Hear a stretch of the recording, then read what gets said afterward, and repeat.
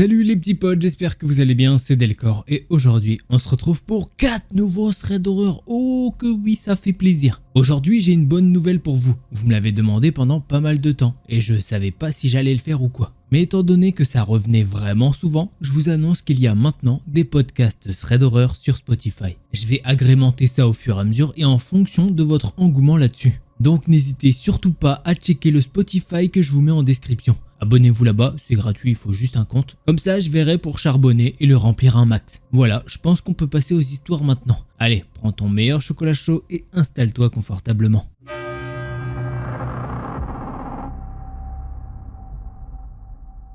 Et si votre crush d'une époque oubliée vous recontacte pour renouer des liens et aller plus loin cette fois-ci avec vous, que feriez-vous? L'histoire que je vais vous raconter, c'est celle d'une femme qui est comme tout le monde au premier regard. Elle a maintenant 27 ans, elle a grandi dans le nord de la Californie pour être un petit peu plus exact à Modesto. Et pour ceux qui ne savent pas où c'est exactement Modesto, c'est à environ 1 à 2 heures de route de Sacramento. Une belle ville et tout ce qu'il y a de plus banal aux États-Unis. Mais ce qui nous intéresse aujourd'hui dans cette vidéo, c'est le côté ouest de Modesto. Pourquoi le côté ouest, vous allez me demander? Car c'est là que notre histoire commence, puisque ce côté de la ville abrite les ghettos et sont remplis de gangs et de violences. Juste pour vous mettre dans le bain, un exemple le plus banal. Un jour comme tous les autres, Julia, la femme de notre histoire, y habite dans une ancienne maison. Elle est assez petite et donc elle a vécu cet événement avec ses parents. Un homme a essayé de rentrer par effraction par la porte arrière de leur maison et lorsqu'il a réalisé que c'était maintenant une famille et non ce qu'il recherchait, il est parti. Il a laissé derrière lui sa carte d'identité sur leur porche. La famille de Julia a prévenu les policiers et ils ont appris que la personne qui est rentrée chez eux ne leur voulait pas de mal. Il voulait juste rencontrer son ancien dealer. Ancien dealer qui d'ailleurs était en prison. Maintenant que vous avez l'ambiance des situations que Julia a vécues, vous commencez à comprendre que l'histoire va être quelque chose.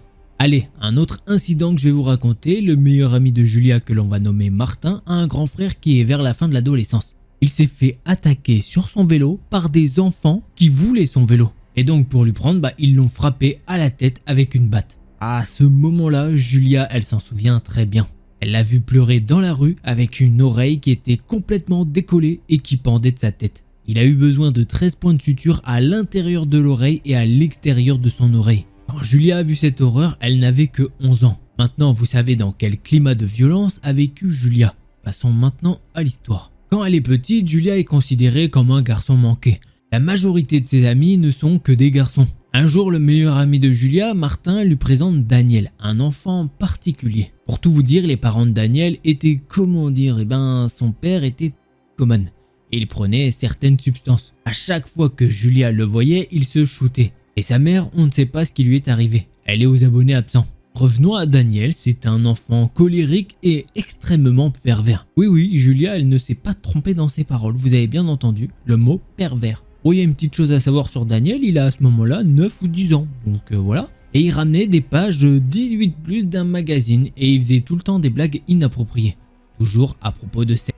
Il a d'ailleurs déjà eu plusieurs phases où il était physiquement violent avec Julia et Martin. Heureusement, Julia elle pratiquait un sport de combat, du coup elle a pu le maîtriser assez facilement. Puis un jour, les parents de Julia ont décidé de quitter Modesto et d'aller en Arizona. Elle devait avoir 13 ans, c'était en 2009. On avance un peu les années et on est maintenant en 2014 et Julia a repris contact avec Daniel via Facebook. Julia se souvient d'une conversation des plus étranges. Daniel lui a raconté à quel point maintenant il était devenu bisexuel, puisqu'apparemment lui et des amis auraient violé sexuellement un cadavre masculin.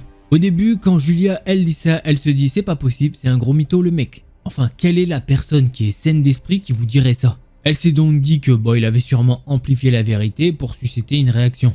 Encore aujourd'hui, elle ne sait pas si cette information était vraie. Mais bon, il y a une chose à savoir et que Julia ne nous a pas dit, c'est que quand elle était enfant, elle a eu un très court moment le béguin pour Daniel. Et ses amis de l'époque n'arrêtaient pas de dire à Julia comme quoi Daniel était amoureux d'elle. Mais le béguin est mort très rapidement quand il a commencé à être violent et être un sale type. Mais bon, maintenant ils sont plus grands et dans leur conversation Facebook, Julia lui a avoué que quand ils étaient plus petits, elle avait eu le béguin pour lui. Il lui a répondu que c'était de même et que même maintenant, encore aujourd'hui, il a toujours des sentiments pour elle. À cette époque, Julia était déjà dans une relation avec quelqu'un d'autre qui d'ailleurs, ça ferait même un autre thread d'horreur. Mais bon, c'est pas le sujet de cette vidéo. Quand Julia lui a dit qu'elle était déjà avec quelqu'un, et bah lui il en a profité pour lui dire qu'il était fiancé avec une femme. Mais là le truc choquant c'est qu'il lui a dit qu'il pourrait la quitter comme ça si elle voulait devenir sa petite amie. Elle l'a gentiment repoussé et lui a dit « Mais même si j'étais célibataire, je ferais pas de relation à distance ». Là il lui a dit que de toute façon ça le dérangeait pas de déménager là où elle habitait et qu'il commencerait une nouvelle vie avec Julia et qu'ils deviendraient un couple merveilleux. Là, Julia, elle nous dit qu'elle ne fait pas du tout confiance aux hommes qui sont prêts à partir pour une autre comme ça, du jour au lendemain. Il pourrait clairement lui faire la même chose, surtout qu'il est fiancé à une autre femme. Bref, elle a refusé de nouveau.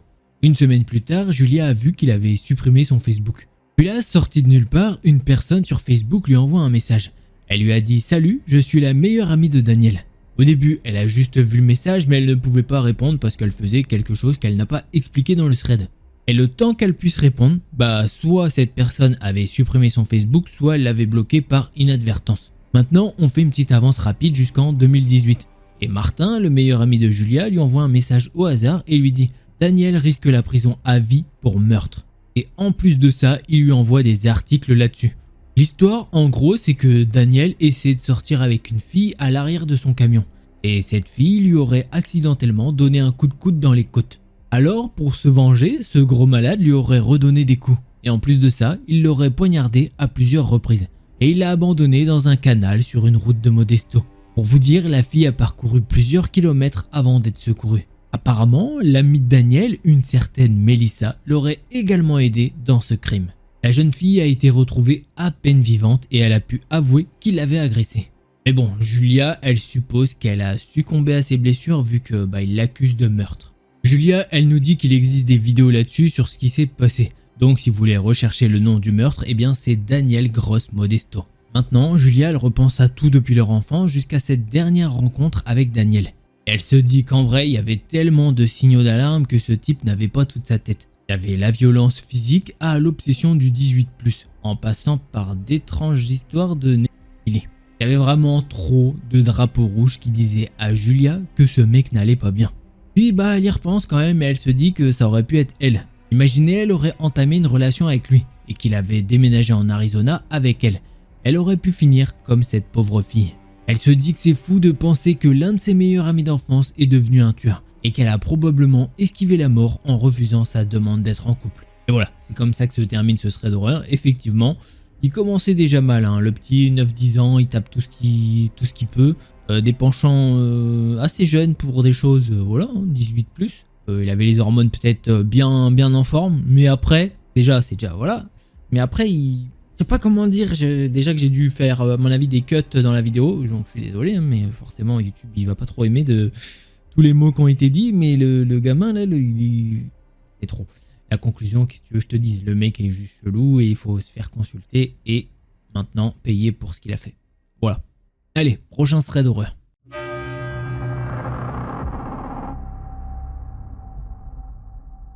L'histoire que je vais vous raconter, c'est celle de Julien et il a actuellement 24 ans. Il y a quelques temps, il est parti quelques jours à Amsterdam avec des potes pour profiter des paysages et de la faune locale. Une fois sur place, tout se passe bien, il s'amuse, visite et consomme un peu de trucs qui sont illégaux en France. Si vous voyez ce que je veux dire. Tout se passait bien jusqu'à la veille de leur départ. Ce soir-là, avec ses potes, il décide de rentrer plus tôt à l'hôtel pour regarder une série et fumer dans le calme. Et voici donc le début de leur histoire. Bon, petite précision, à ce moment de l'histoire, il est interdit de fumer dans les chambres d'hôtel à Amsterdam. C'est pour ça que les garçons décident de sortir fumer devant la porte de l'hôtel. Les potes de Julien partent en premier de la chambre et il leur emboîte le pas 5 minutes plus tard. Une fois en bas de l'hôtel, il remarque qu'il y a une personne qui est en train de parler avec ses amis. Étant une personne assez extravertie, il s'avance et salue tout le monde. C'est là qu'il rencontre cet homme. Il a environ 35 ans, il est gros et chauve, habillé d'un débardeur blanc. Et fait troublant, il est luisant. Pas transpirant ou alors littéralement le mec transpire du beurre. Julien il sait pas comment décrire cette sensation mais cet homme a quelque chose de malsain chez lui. Il essaye de se rassurer et il se dit allez c'est rien tu te fais des idées et il entame la discussion dans un anglais approximatif. Dès sa première phrase Julien il se sent tout de suite encore plus mal à l'aise mais il décide de continuer la discussion. Le mec se présente comme étant Max, il dit être marié, habiter à Amsterdam. Il dit qu'il prend des champignons hallucinogènes et qu'il travaille dans l'informatique. Alors ouais, le mec il leur donne toutes ces informations comme ça d'une traite. À ce moment-là, Julien il se met à rire et il pense que ses amis aussi vont se mettre à rire. Mais c'est là qu'il voit que ses potes sont avec des regards d'évitement. En mode non, rigole pas. Ses amis étaient aussi mal à l'aise que lui à l'idée de discuter avec ce fameux Max. Néanmoins, Julien décide de continuer la conversation afin qu'il n'y ait pas de blanc qui s'installe. Il sait plus par quel moyen, mais ce mec finit par lui dire qu'il parle allemand. Là, Julien il se dit bingo, j'ai trouvé la solution pour rendre cette discussion un peu moins bizarre. Je vais lui parler en allemand, comme ça ses potes pourront rigoler et tout le monde sera déstressé. Mais quand Julien commence à lui poser des questions en allemand, le mec se fige et répond en anglais qu'il doit aller faire quelque chose qui l'attend. 2 heures plus tard, Julien et ses amis décident de redescendre fumer. Ils se préparent, sortent de la chambre et qui voit-il au bout du couloir? Le fameux Max. Julien et ses amis se regardent, l'air de dire il est quand même chelou ce mec hein. Mais ils y prêtent pas plus attention et se disent que c'est peut-être simplement une coïncidence. Une fois devant la porte de l'hôtel, Max commence à leur poser des questions un peu personnelles du type vous consommez pas des choses un peu plus fortes que de la salade? Est-ce que vous êtes allé voir les putes? Vous êtes combien au total dans votre chambre? Là, Julien il commence sérieusement à flipper et se dit qu'il va arrêter de fumer pour ce soir, puisque ça le rend paranoïaque et qu'il est sûrement en train de paniquer pour rien. Il fait un signe de tête à son ami qui comprend de suite. Les amis s'excusent auprès de Max et ils lui disent qu'ils sont fatigués et qu'ils vont aller dormir. Le mec chelou éteint instantanément sa cigarette et l'essuie dans l'ascenseur. Dieu sait que c'est l'une des seules fois où il a eu peur de quelqu'un réellement. En temps normal, Julien est très peu impressionnable, mais là, il tremblait de la tête aux pieds. Le mec, sous la lumière de l'ascenseur, a un regard vicieux et malsain. Il les regarde et prend du plaisir à les voir stressés. 1 heure après ça, Julien et ses amis ont faim et ils décident de se rendre au distributeur automatique disponible à l'accueil de l'hôtel. Avant de sortir de la chambre, Juju fait la blague à ses potes. Les gars, imaginez, il y a encore le mec qui nous attend au bout du couloir. Il y a un de ses amis qui lui répond que non, c'est trop, qu'il a sûrement trop fumé et que c'est pas possible quelque chose comme ça. Que c'est juste un coup de paranoïa et qu'il y a rien. Alors, dès qu'ils ouvrent la porte et passent la tête à l'extérieur, ils aperçoivent Max à moitié affalé sur le mur. Il est évident qu'il était en train de les attendre. Julien, il nous jure qu'à ce moment-là, il a une réaction de panique qui, à première vue, est partagée par ses amis. Sans se dire un mot, ils se précipitent tous les 4 à l'intérieur de la chambre. Ils ferment la porte à double tour et la calent avec une chaise. Ils sont tous littéralement en train de paniquer. Par la suite, ils n'ont jamais entendu parler de ce mec. Ils sont repartis le lendemain et ont toujours fait comme si cette nuit n'avait jamais existé. C'est trop chelou, qu'est-ce qu'il leur veut ce mec? Je ne comprends pas. Il les attend à chaque fois, on sait pas, il passe jamais à l'acte parce que ils sont bien plus nombreux que lui, donc de toute façon s'il passe à l'acte, je pense qu'ils peuvent le dégommer quand même. Allez, on passe au prochain thread d'horreur.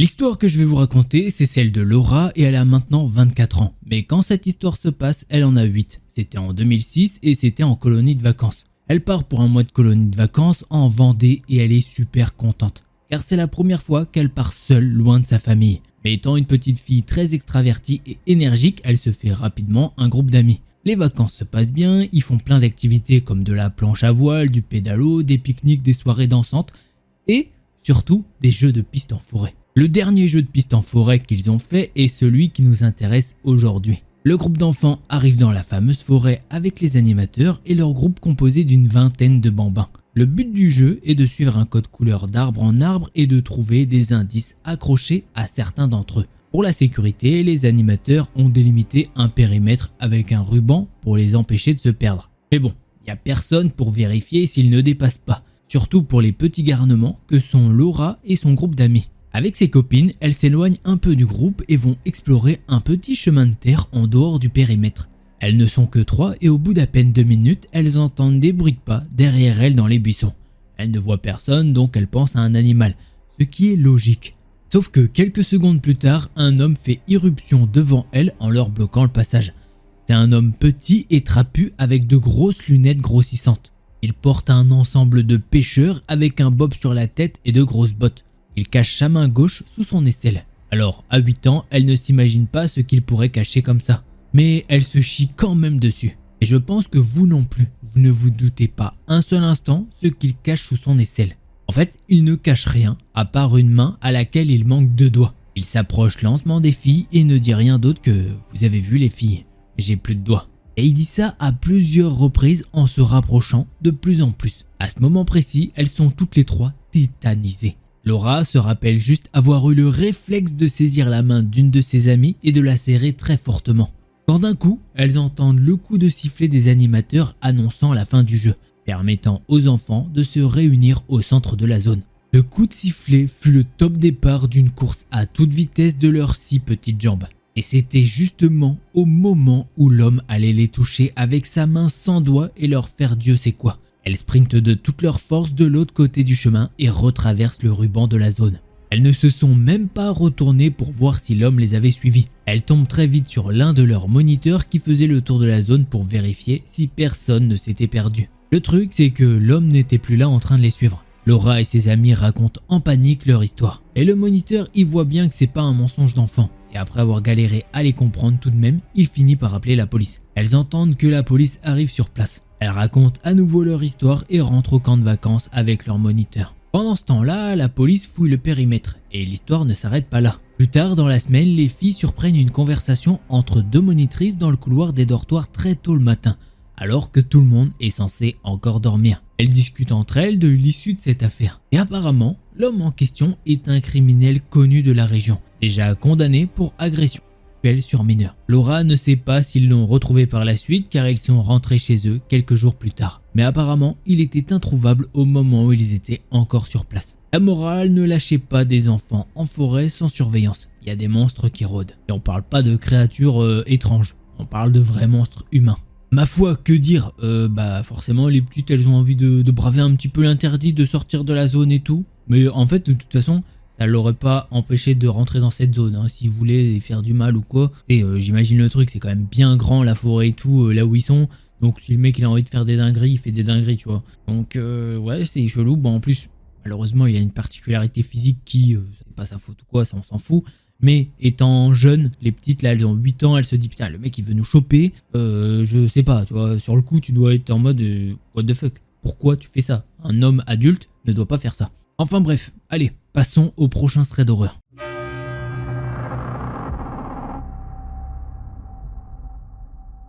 Alors juste avant de commencer ce 4e thread d'horreur, n'hésite pas, si tu ne l'as pas fait, un petit pouce bleu ça aide énormément. Ça te prend 3-4 secondes, bam, c'est fait, merci beaucoup. Et si t'étais pas abonné, n'hésite pas à le faire puisque tu vois bien que t'es là sur la vidéo depuis un petit moment et tu te dis que t'aimes bien. Donc franchement, n'hésite pas, ça veut dire que t'aimeras les autres vidéos qui arriveront sur la chaîne. Allez, on commence direct cette nouvelle histoire. Et justement, l'histoire que je vais vous raconter, elle s'est produite il y a quelques temps. À ce moment-là, Paul a 15-16 ans et il est membre d'un groupe de jeunes. Généralement, Paul et son groupe se réunissent le samedi après-midi et ils s'amusent avec des jeux que les plus grands du groupe organisent. Mais cette fois-ci, c'est différent. Ils ont eu l'approbation d'avoir tout le week-end, c'est-à-dire du samedi matin au dimanche après-midi. Ils peuvent donc s'éclater tous ensemble. Paul est donc dans un groupe où il y a un mec plus âgé que lui et 3 autres personnes. Pour tout nous dire, il a passé une excellente journée le samedi. Il a joué à différents jeux avec les plus jeunes enfants du groupe. Mais lorsque la nuit est tombée, Paul et d'autres adolescents dans son âge ou plus âgés ont décidé de rester éveillés plus longtemps. Ils parlent de tout et de rien quand d'un coup, quelqu'un a glissé une idée dans la tête de tout le monde. Cette personne a suggéré qu'ils peuvent faire ce qu'ils veulent car les dirigeants du groupe étaient en train de dormir. C'est là qu'une autre personne s'est mise à parler d'une maison de vacances abandonnée.